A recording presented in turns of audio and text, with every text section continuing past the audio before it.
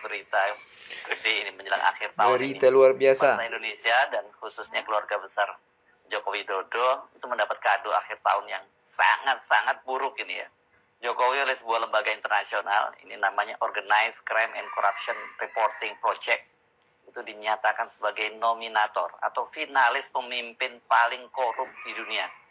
Pada akhirnya, sejarah memalukan itu tiba di akhir tahun karena pemerintah internasional mendaftarkan Presiden Jokowi, mantan Presiden Jokowi sebagai pemimpin otoriter dan korup Betul, di dunia, bersama-sama dengan Presiden Bashar al-Assad yang kemarin ditumbangkan di Suriah. Jadi kita sekarang ada di dalam paket yang menunjukkan bahwa seluruh akibat dari perjalanan politik Presiden Jokowi berakhir dalam catatan buruk dunia. Generasi per generasi akan ingat bahwa inilah satu era ketika seluruh olok-olok, seluruh satire, seluruh kritik dari masyarakat sipil akhirnya memperoleh resonansi di tingkat internasional. Jadi bayangkan misalnya dalam kurikulum, di dalam sejarah percakapan tentang korupsi, nama Indonesia ada di situ, yaitu nama Presiden Jokowi.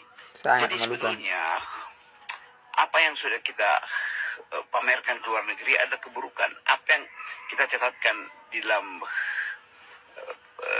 global IDIS adalah ide yang koruptif, akan dibantah. Oke, silakan, mungkin Presiden Jokowi akan membantah semua hal itu, buzzer akan dikerahkan,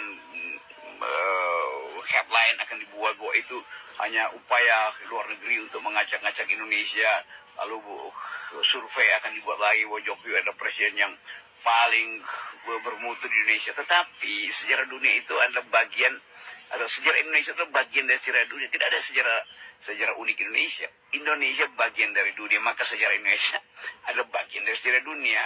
Betul. Sejarah Israel bagian dari sejarah dunia, sejarah Amerika bagian dari Rusia. Jadi sejarah itu adalah satu garis. Sepakat. Sejarah panjang, long durée dalam ilmu-ilmu makro history. Indonesia adalah bagian dari penyumbang pemburukan korupsi di dunia itu, penyumbang pemburukan otoritarisme di dunia itu, bahkan penyumbang bahasa para juri itu negara kriminal, kira-kira itu intinya. Jadi kita dipermalukan sebetulnya di depan mata internasional, dan sorotan itu akan membekas dalam catatan-catatan politik para peneliti yang akan mengevaluasi apa sebetulnya yang terjadi selama Presiden Jokowi memerintah sehingga dia memperoleh label sebagai satu dari sedikit orang yang berprestasi di bidang kriminal korupsi, satu dari sedikit orang yang berprestasi di bidang perusahaan demokrasi. Jadi kalau kita yang ucapkan itu, ya mungkin kita ditangkap oleh undang-undang ITE, tapi silakan tangkap mereka yang melakukan peringkat di tingkat internasional global. Ini kan Jokowi dinominasikan atau disebutnya sebagai finalis, ada 5 orang gitu. Tapi ini pemenangnya, dan ini yang banyak saya baca di kalangan netizen, disayangkan. Kok sayangnya Pak Jokowi kalah ya, kalahnya sama Presiden Suriah Hafiz al-Assad yang baru saja digulingkan.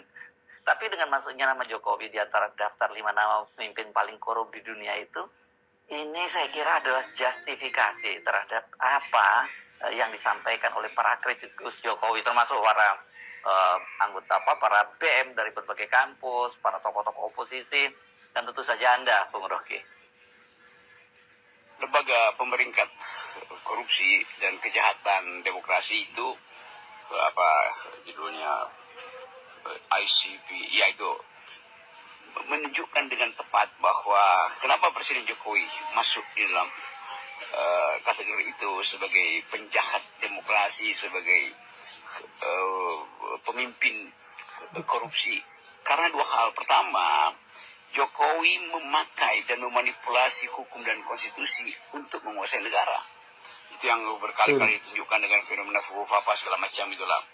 Yang kedua, menggunakan kekuasaan dia untuk menghalangi eh, para pejuang demokrasi. Jadi korupsi dan kejahatan kemanusiaan itu satu paket. Dirumuskan dengan cara sederhana. Korupsi adalah upaya untuk merampas kekayaan negara untuk kepentingan kelompoknya, dan korupsi adalah upaya untuk membajak demokrasi. Jadi seluruh yang pernah diterangkan oleh BEM UI, BEM Jok Gajah Mada, BEM Erlangga, BEM macam-macam itu, atau BEM se-Indonesia itu, seluruh satir yang pernah dibuat oleh mahasiswa yang mengolok-olok bahkan menggantung patung Pak Jokowi di alun-alun UGM atau di pusat-pusat kampus, yang BMUI yang membuat ironi tentang si penipu segala, akhirnya memperoleh kejelasan ketika Presiden Jokowi dinobatkan sebagai satu di antara sedikit pemimpin terburuk di dunia, terburuk dalam soal korupsi, di dalam upaya untuk merusak demokrasi. Bung Rocky, ini ada berita